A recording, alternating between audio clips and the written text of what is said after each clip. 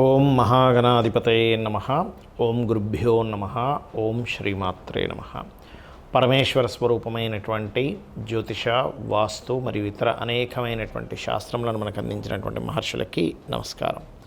హయగ్రీవ హయగ్రీవ హయగ్రీవేతియో వదేత్తస్య నిస్సరతే వాణి జిహ్నుకన్యా ప్రవాహవత్. అరుణాం కరుణాతరంగితాక్షీం ధృతపాశాంకుశపుష్పబాణచాపాం అనిమాదిభిరావృతాం మయూకైః అహమిత్యేవ విభావయే భవానీం. శ్రీమాత్రే నమః. ప్రేక్షకులకి ఆ లలితాంబిక అమ్మవారి యొక్క అనుగ్రహం పరిపూర్ణంగా కలగాలని మనస్ఫూర్తిగా కోరుకుంటూ మనం ఈరోజు రాహువు కేతువు, ఈ రాహుకేతువుల మార్పు కొన్ని సాఫ్ట్వేర్స్లో ఒక రకంగా ఉంది. అంటే కొన్నిట్లో మే 18 అని, కొన్నిట్లో మే 15 అని, కొన్నిట్లో జూన్ 1 ఉంది. కాకపోతే దీని ప్రభావం మాత్రం మే 15 నుంచి స్వల్పంగా ప్రారంభమై జూన్ 1వ తేదీ నుంచి తీవ్రత పెరుగుతుంది దీని యొక్క ప్రభావం. మరి ఈ రాహుకేతువుల మార్పు మూలంగా ద్వాదశ లగ్నాల వారికి, లగ్నం తెలియని వారికి, రాసుల వారికి ఏ రకంగా ఉండబోతుంది, ఇందులో మంచి ఉంటుంది, జాగ్రత్తలు కూడా చెప్పుకుంటాము. అదేవిధంగా ఏ పరిహార మార్గం చేసుకోవాలనేటువంటిది కూడా చూసుకోవాలి.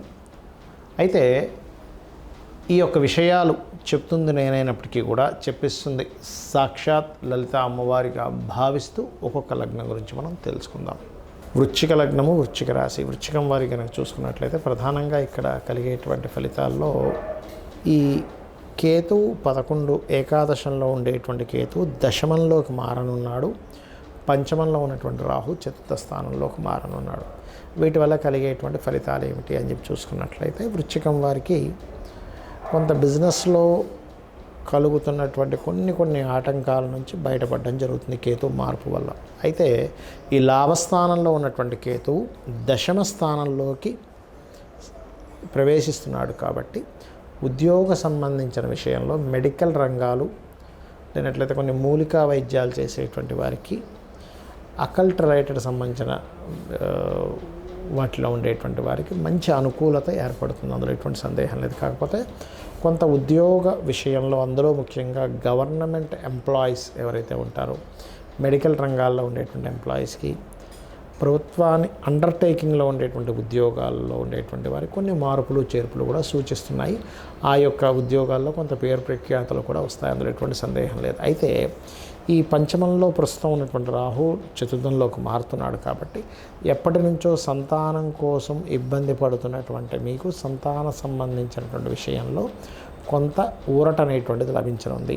అదేవిధంగా ఎవరైతే ఈ 4వ స్థానంలోకి రాహు మారుతున్నాడో దీనివల్ల మీకు విదేశాలకు వెళ్ళి అక్కడ ఏదైనా నూతనమైనటువంటి విద్యలు నేర్చుకోవడానికి, అదేవిధంగా కొన్ని గుప్త విద్యలు నేర్చుకోవడానికి రాహు కుంభరాశిలో సంచరిస్తున్నాడు కాబట్టి మీకు 4వ స్థానం అవుతుంది. కాబట్టి కొన్ని గుప్త విద్యలు, కొన్ని సాధనా సంబంధించిన విషయాలకి అనుకూలత అనేటువంటిది ఏర్పడనుంది.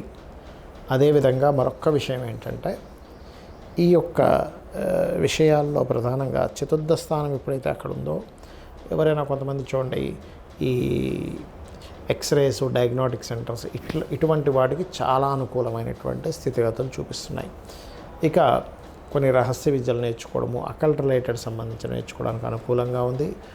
అలాగే విదేశాల్లో ఏదైనా గృహము, వాహనము కొనుగోలు చేయడానికి కూడా అనుకూలత ఏర్పడుతుంది. అక్కడ పర్మనెంట్ రెసిడెన్సీ అవ్వడానికి కూడా అనుకూలత ఏర్పడుతుంది ఈ యొక్క వృశ్చిక రాశి వారికి. ఇక మీరు చేయవలసినటువంటి దేవతారాధన ముఖ్యంగా కాలభైరవ అష్టకము మరియు దక్షిణామూర్తి యొక్క స్తోత్ర పఠనం చేసుకుని అన్ని విధాలు బాగుంటుంది. ఈ రాహుకేతువుల యొక్క మార్పు మూలంగా దేశ గోచారం ఎలా ఉండబోతుంది మనం ఆల్రెడీ ఒక 40-45 రోజుల క్రితమే చెప్పుకున్నాం.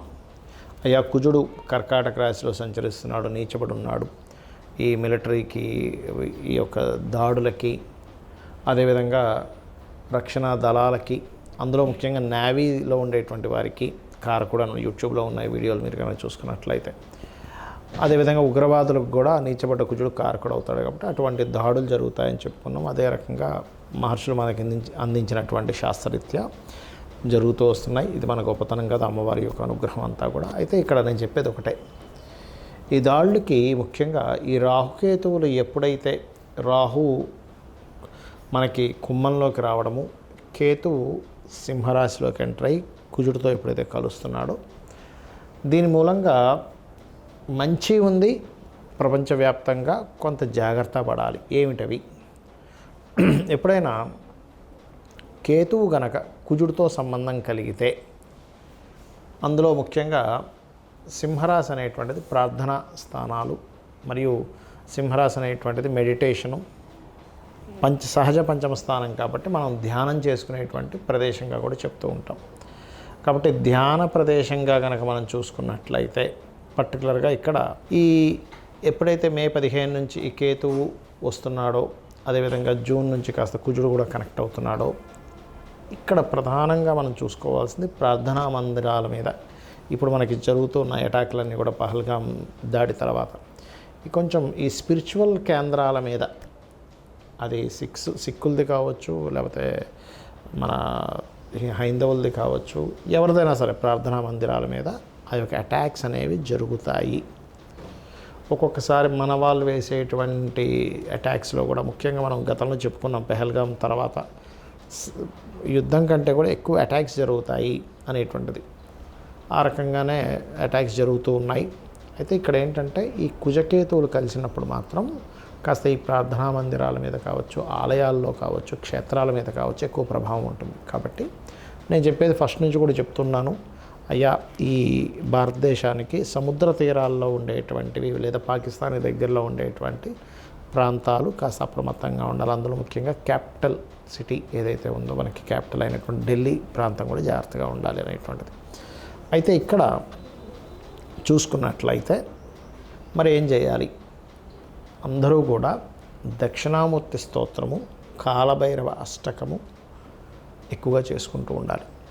మరియు మరి మంచి కూడా ఉంటుందన్నారు కదా అని చెప్పి చూసుకున్నట్లయితే, కేతువు ఎప్పుడైతే ఇన్ని రోజులు 1.5 year నుంచి కన్యారాశిలో ఉన్నాడో, మీరు లాస్ట్ 1.5 year బ్యాక్ మనం చెప్పుకున్నటువంటి వీడియోలు కనుక చూసుకున్నట్లయితే చాలా స్పష్టంగా అక్కడ చెప్పడం జరిగింది, అయ్యా కన్యారాశి అనేటువంటిది భూతత్వ రాశి కాబట్టి భూములు స్ట్రక్ అవుతున్నాయి అని చెప్పి చెప్పడం జరిగింది.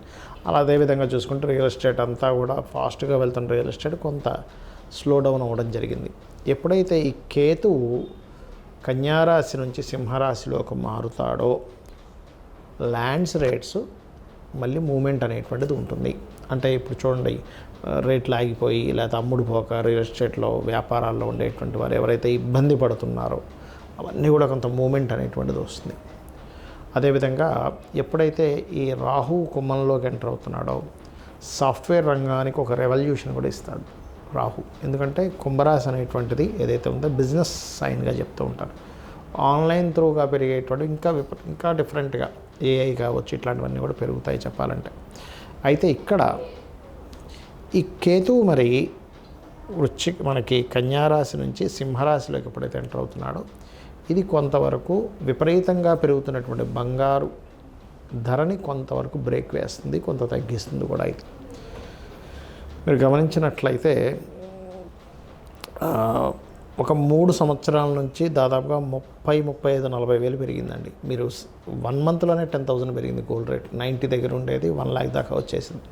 అలాంటిది దానికి కొంత బ్రేక్ పడనుంది కేతువు సింహరాశిలోకి రావడం వల్ల. ఫ్లక్చువేషన్స్ వస్తాయి, సడన్గా అప్పుడే పెరిగినట్టే మళ్ళీ డామని కింద పడడం, ఇవి కూడా వస్తూ ఉంటాయి.